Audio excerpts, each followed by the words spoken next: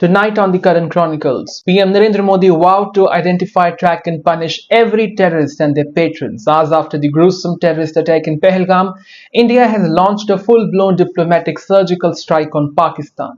We will decode India's unprecedented diplomatic aggression against the terrorist nation and how Pakistan has responded today.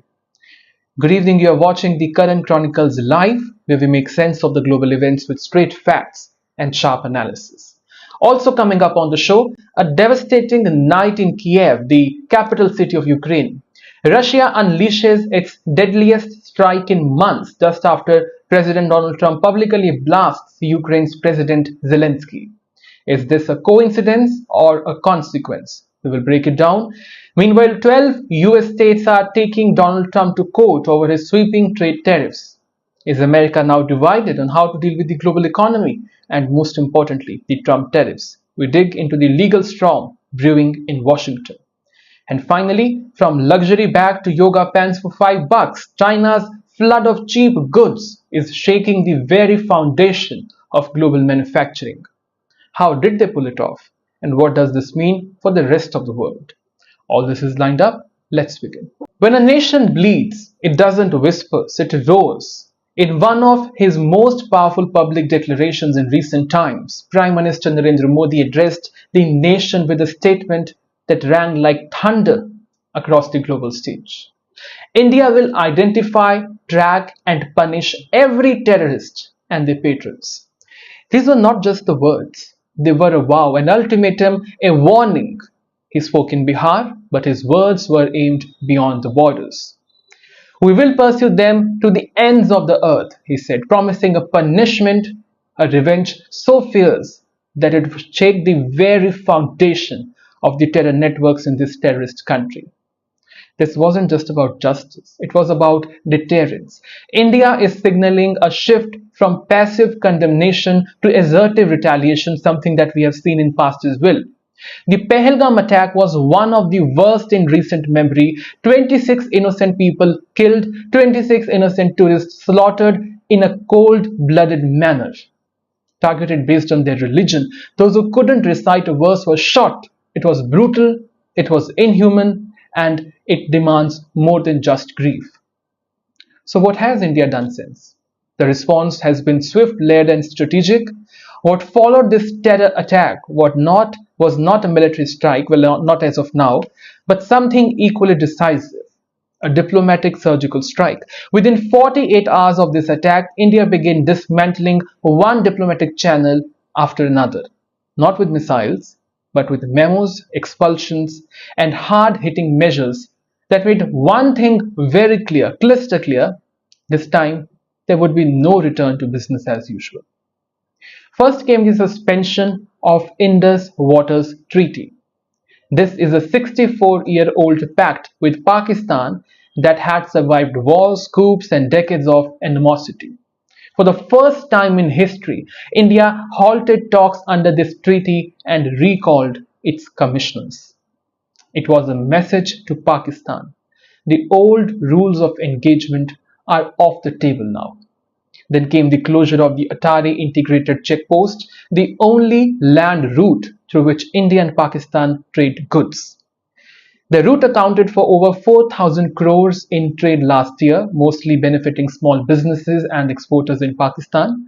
Now, shutting it down wasn't just symbolic, it hurt not just Pakistan's economy, but also its access to Indian goods and Indian market. It was a precision strike targeting the economic undercurrent of the bilateral ties without spilling blood. Next came the diplomatic expulsions. India ordered Pakistan to recall its military, naval and air attaches from the High Commission in New Delhi.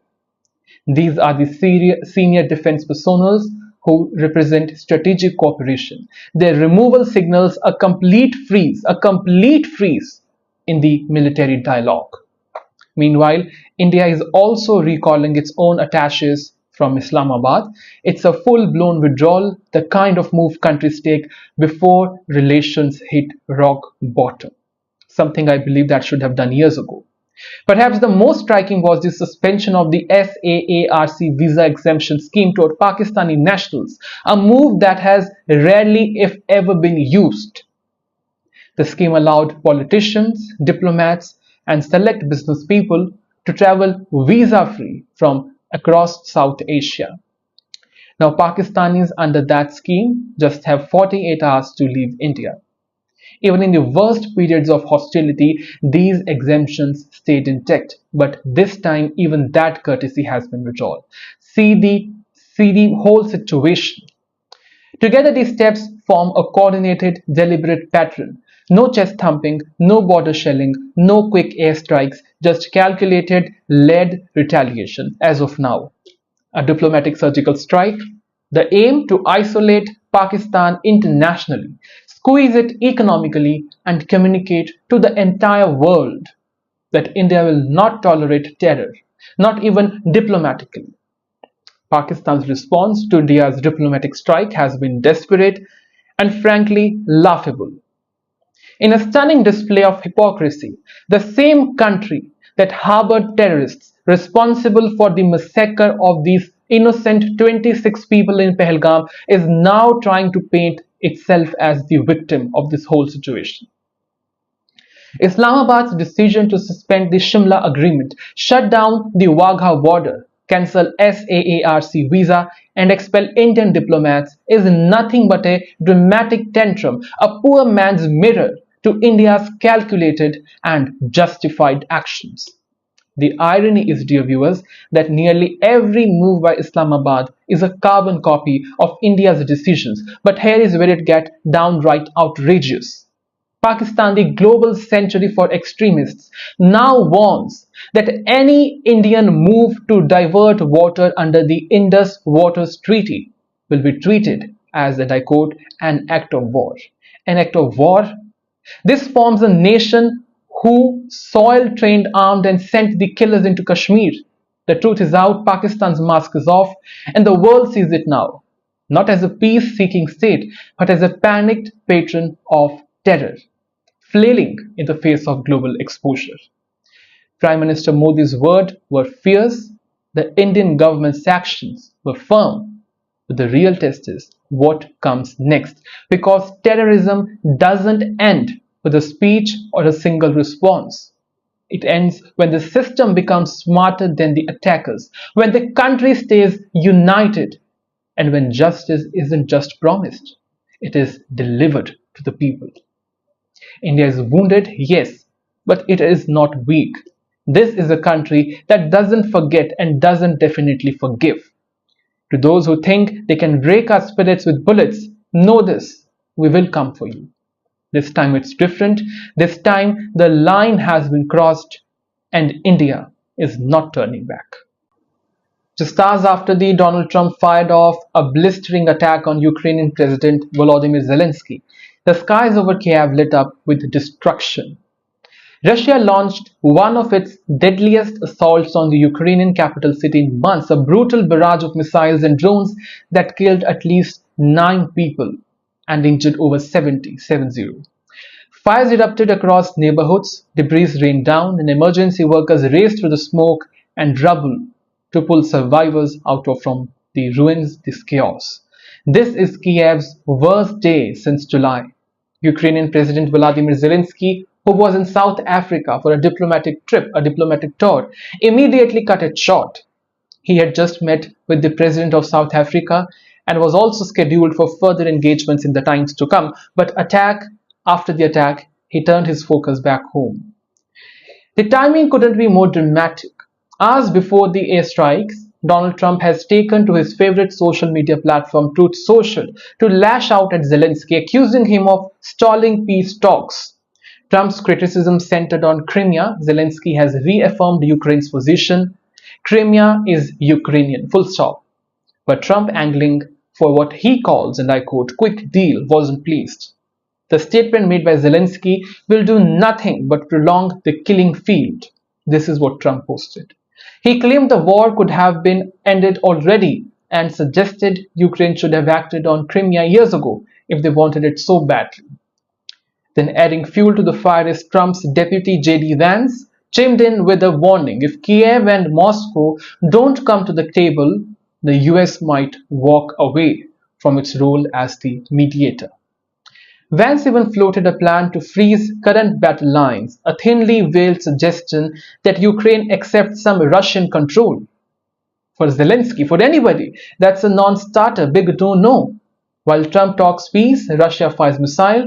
While US politicians debate compromises, Ukrainian cities burn, people die.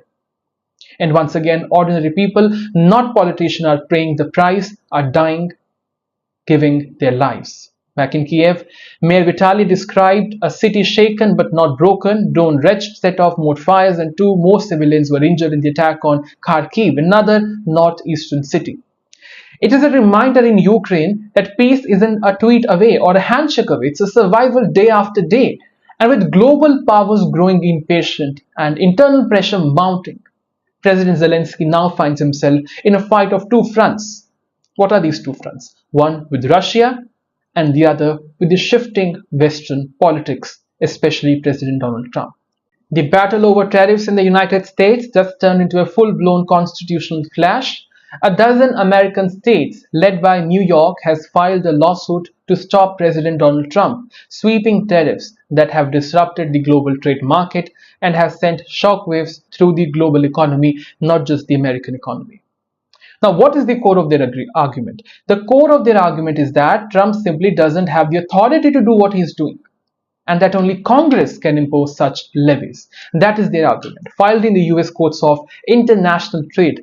The lawsuit accuses the President of the United States of abusing an obscure 1970 law, the International Emergency Economic Powers Act, or IEEPA, to justify these tariffs. Traditionally used to freeze assets or block financial transactions during national security crisis, IEEPA has never been used to impose trade tariffs. But Trump's team say it gives him the power to do just that. By declaring economic threats as a national emergency, the administration argues it can bypass Congress entirely. Critics say this is dangerous outreach. The lawsuit states, and I quote, by claiming the authority to impose immense and ever-changing tariffs on whatever goods entering the United States he chooses, for whatever reason he finds convenient, to declare an emergency, the President of the United States has upheld the constitutional order and has brought chaos in the American economy. Let me add, not in the American economy, but in the global economy. And the states backing this suit, including California, Massachusetts, and Ireland, aren't buying the emergency narrative of Trump team. Instead, they claim Trump's quote-unquote Liberation Day announcement on April 2nd, where he slapped reciprocal tariffs on dozens of countries, was a political stunt cloaked in legal gymnastics. The White House has fired back, accusing New York Attorney General Letitia James of using the courts of political warfare rather than protecting American jobs, American people. Trump's spokesperson Khush Desai said the administration would use its, and I quote, full legal authority to confront the so-called threats of the illegal immigration, fentanyl, and trade imbalances. But here's the thing, even some conservative legal scholars have raised their eyebrows over this move. You have to understand that Congress never intended for IEEPA to be a blank check for trade wars, and the markets have responded accordingly. Stocks have tumbled, global supply chains have been rattled, and China hit back with its own retaliatory tariffs. There are even reports that Xi Jinping, the China, is now boycotting Boeing, and they are sending the planes back, and they are not accepting the new deliveries from Boeing, the American company. Trump says a deal with China is still possible, but with states now suing and courts about to weigh in. One thing is certain, this isn't just a trade war anymore, it's a legal war of the soul of America's economic power and their power balance. Before President Trump lit the fuse on a full-blown trade war with China, Beijing had already been quietly flooding global markets with unbelievably cheap goods. Now that trickle has turned into a deluge and it's shaking up the entire manufacturing worldwide. According to a new study by Japan-based Nomura Holdings, Chinese products are sweeping into markets across the globe at a rock-bottom prices. What it is doing, it is wiping out local manufacturing jobs and pushing down the producer prices.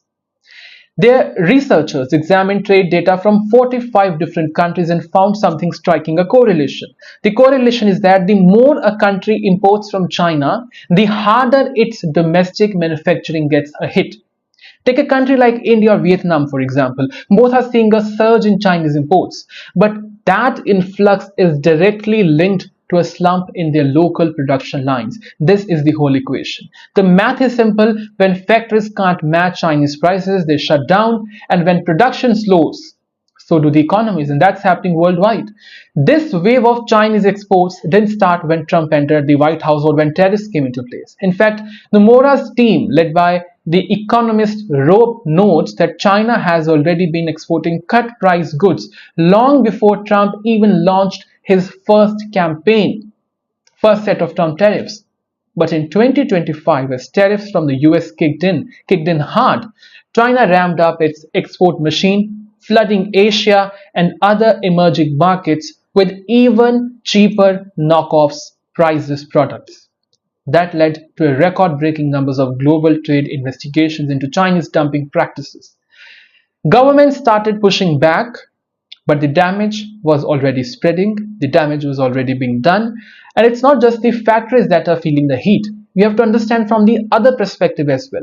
Customers are changing habits too. A recent report from the South China Morning Post reveals that shoppers from Europe, especially countries like France, are skipping luxury boutiques and going straight into Chinese e-commerce platforms. Which platforms? Like Taobao. You ask why? Because $100 yoga pants made in the same factory as Lululemon are going to be just $5 online. One viral TikTok video viewed nearly 10 million times shows a woman in front of factory equipping showing off those same yoga pants selling for the price of a sandwich. But Trump didn't take that lying down. As soon as the administration spotted Americans using cheap cross-border shippings to dodge the tariffs, he slammed it shut. He closed it down. A new 30% tariff now hits these lower value shipments, with the minimum charge that's set to rise to some $50. The tariff war may have started in Washington, but the shockwaves are being felt beyond the borders of America, and with China in this whole equation, the situation is more interesting as well as more tense. And that's all I have for you on the show tonight. I will see you tomorrow. Until then, take care and good night.